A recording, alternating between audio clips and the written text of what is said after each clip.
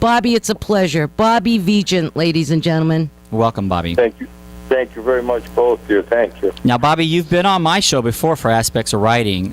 So how many hats do you wear? Well, I think the better question is, how many hats don't I wear?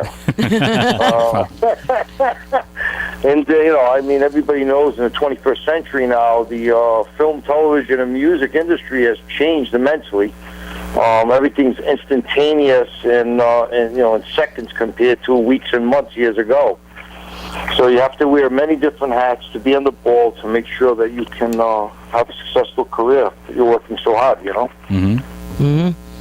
Who was, Bobby, who was your greatest influence as a child in your life and in your career?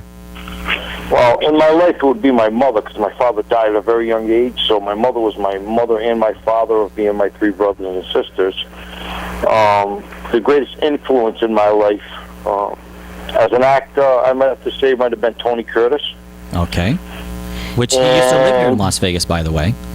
Yes, he was a great actor. And Bruce Lee also had a big influence on me. I mean, I'm sure you guys have some information that I'm deeply involved in martial arts my whole life. And I thought Bruce Lee was an incredible human being who understood that the brain is more powerful than most people understand. Right. And he was the type of guy who could act without saying a word. All he had to do was look at you. And he proved it in the 2 movies he did before he died. Mm-hmm. What movie really kind of hooked you with Tony Curtis? Because he's done so many different types of movies. He did so many different movies that I liked. I just thought that he was a bases loaded, no pun intended, Ken Beaver, because I know you just wrote a play named Bases Loaded. That he has on stage right now, but he was a well-rounded actor. I mean, the guy could jump into just about any forum and perform flawlessly. Mm-hmm. And I just thought he was a classical actor who had a great look, a great personality, and he had a lot of charisma on film.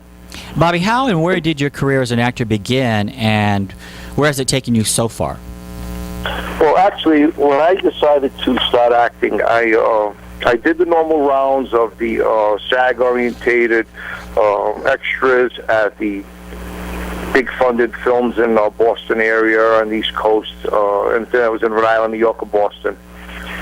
After I went through 2 or 3 of these projects, I just knew in my heart that I was looking for more out of the industry and more out of the profession. So I started to look for more of leading role type projects, which actually everybody starts in the independent industry with those. And that's when I met my first film, which is going to be our first guest today, Ken Beaver. Mm-hmm. He had written a script called Law and Disorder that won, I believe it won Best Comedy in a script writing contest in Los Angeles out of like 1,500 scripts. And it was online that I had won. And then it showed up for casting because Ken decided to turn it into a feature film. When it did, I answered through the internet, the inclusion of the 21st century we never had years ago. It took us like 15 minutes to get photos and any video and questions through the online. And then we ended up making an appointment. I flew down to Washington, D.C. on the scheduled appointment solely to audition. Flew in, auditioned, spent about 6 hours there, and before I left, I had won the lead role, the lead supporting role of the film. Well, and you were phenomenal in that. I saw that on YouTube. You sent it to me. It was great. Yeah, Dari-Lynn. Thank you very much. I appreciate it. It's well deserved.